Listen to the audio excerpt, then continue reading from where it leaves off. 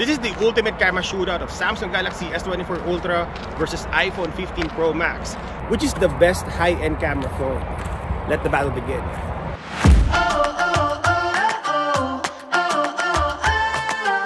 Another top-of-the-line comparison between Samsung Galaxy S24 Ultra and iPhone 15 Pro Max. I think there's a lot of comparison out there that would also give you detailed information about these two phones, but we will do this the GadgetRevNow style. Although there's a difference in the year 2023 versus 2024, these phones are actually separated by just few months. iPhone 15 Pro Max came first at the end of 2023 and Galaxy S24 Ultra to start the 2024. Today we will test both indoors and outdoors. We will do a lot of zoom tests since they have multiple lenses. We will take pictures of crowd, colorful things, flower, landscape, and a lot more.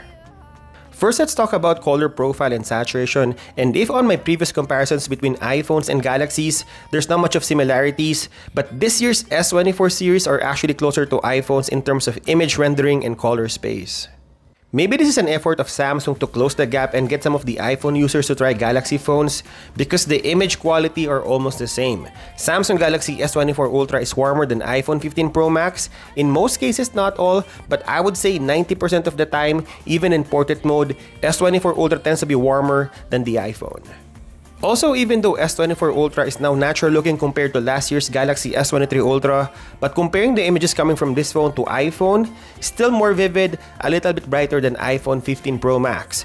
You would also notice a lot of my close-up shots, iPhones are out of focus because Galaxy S24 Ultra has closer focus on the main sensor. Obviously, iPhone will switch to the ultra-wide for the macro shot, but you would lose the background blur, so I try to stay on that lane on the main sensor so you can see the quality of the main sensor.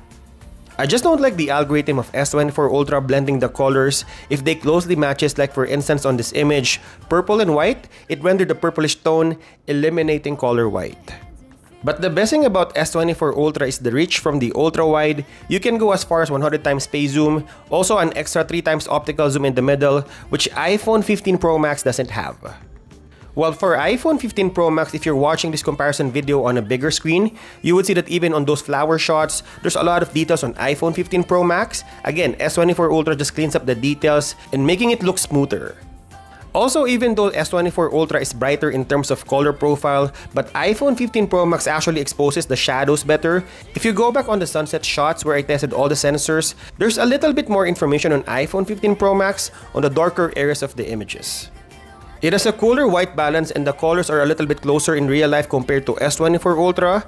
In most scenarios, both of them has natural looking colors, but iPhone 15 Pro Max is spot on. Also, the contrast are a little bit stronger on the iPhone 15 Pro Max, and overall the color rendering on the iPhone is better because it preserves the different colors on a single image. It doesn't blend it like what Samsung Galaxy S24 Ultra is doing.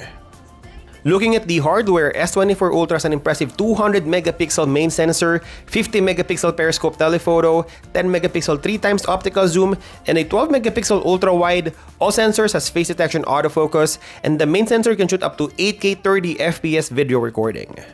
While iPhone 15 Pro Max has 48 megapixel main and the rest are 12 megapixel from the ultra wide to the telephoto, but also has face detection autofocus and it can reach up to 4K 60 FPS video recording. The selfie cameras of both phones are 12 megapixel, and on papers iPhone 15 Pro Max has better stabilization because of the OIS and gyro EIS, but we will test this later.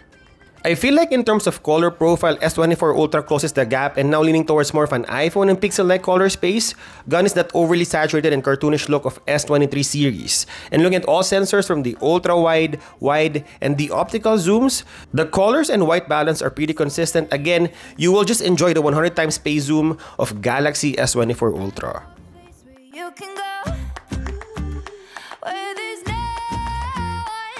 This is the 8K 30 FPS video recording of Samsung Galaxy S24 Ultra. There's no 8K on iPhone 15 Pro Max, so if you want a smartphone that is future-proof, then this is the perfect phone for you. We also have this dual recording feature on Samsung Galaxy S24 Ultra, perfect for vloggers if you want to show off yourself and also in front of you. There's no dual video recording on the iPhone 15 Pro Max. Let's talk about portrait mode, and these two phones produce really good portrait shots. I think even better than other competitors on the flagship space. To begin with, this phone doesn't feel like those Chinese phones that produces artificial looking portrait shots. Those white slim face photos are not present here. Both of these phones produce natural-looking DSLR-like photos with impeccable edge detection. I would say that S24 Ultra is a little bit better than iPhone 15 Pro Max. Zooming into the fingers and hands, sometimes those are a little bit soft on iPhone 15 Pro Max. Also, the new Samsung flagship has a warmer tone that feels more inviting as opposed to the colder-looking iPhone 15 Pro Max that looks a little bit dull. Both phones has 1x, 2x, and 5x, but only Samsung Galaxy S24 Ultra has 3x zoom on the portrait shot, so you have more focal length to play around. Checking the selfie shots, I think S24 Ultra feels like iPhone 15 Pro Max. One could argue that there's a little bit of difference in terms of skin color or skin tone, but almost the same in terms of sharpness, edge detection, and details. Same story for the night shots, as both phones are really good if you like to shoot more on low light condition. In terms of sky color, almost the same color for both phones. Sometimes I think the only difference is the exposure of the subject. It changes the dynamics of the photo, but both looks the same. Most of the time, Samsung Galaxy S24 Ultra will provide you better exposed subject compared to iPhone 15 Pro Max. It crushes the shadows a little bit, giving you that natural looking night shots. And in terms of focus, sharpness, and details, I don't see any difference at all. It's a hit or miss on S24 Ultra as well as iPhone 15 Pro Max, depending on how challenging the situation is, but in general, I think S24 Ultra is a little bit sharper than iPhone 15 Pro Max. And lastly, what I observed, there are 4 focal range on iPhone 15 Pro Max, but there are 5 on Samsung Galaxy S24 Ultra.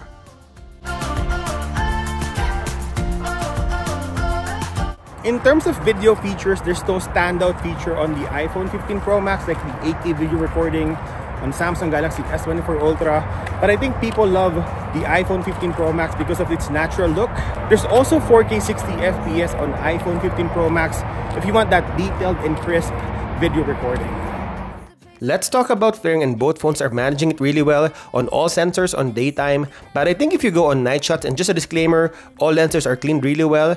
iPhone 15 Pro Max has stronger flaring compared to S24 Ultra. But in terms of highlights, looking at this image, if we zoom in, you would see that iPhone 15 Pro Max manages the highlights really well, better than S24 Ultra. Both phones has macro capability and they're both using the ultra-wide lens. You would lose a little bit of background blur. Also, Galaxy S24 Ultra actually has closer focus than iPhone 15 Pro Max on the main sensor. In terms of exposure, like what I mentioned earlier, if you look on those shadows, you would see more information on iPhone 15 Pro Max.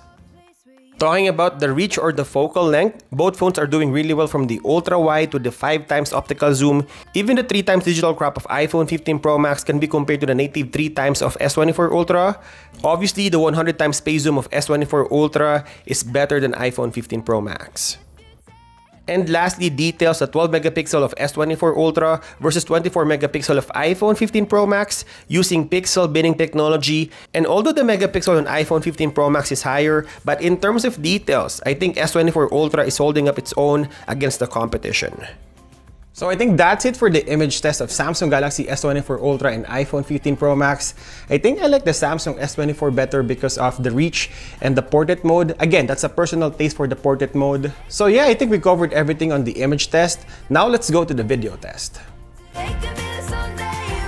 Let's start with the zoom test in 4K 30 FPS using all sensors from the ultra-wide to the optical zoom, and S24 Ultra has the farther reach.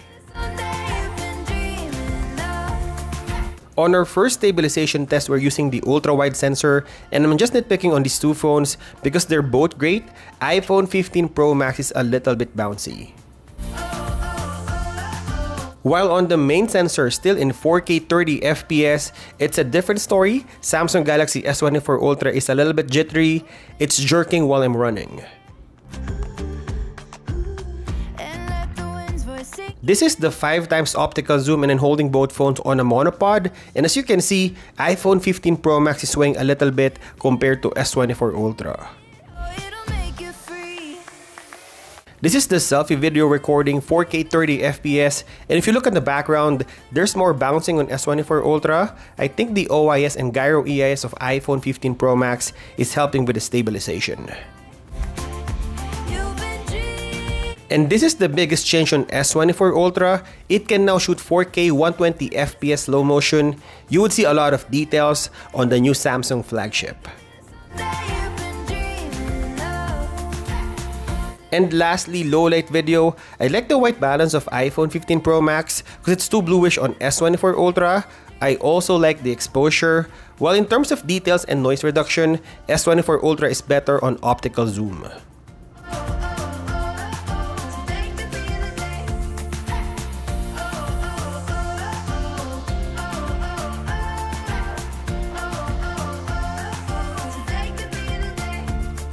I think both phones are really good. I think it's just a matter of what you need. But I think with everything it offers, from the zoom, slow motion, 8K video recording, and portrait mode, Samsung Galaxy S24 Ultra edges a little bit. Can you find a better place to land?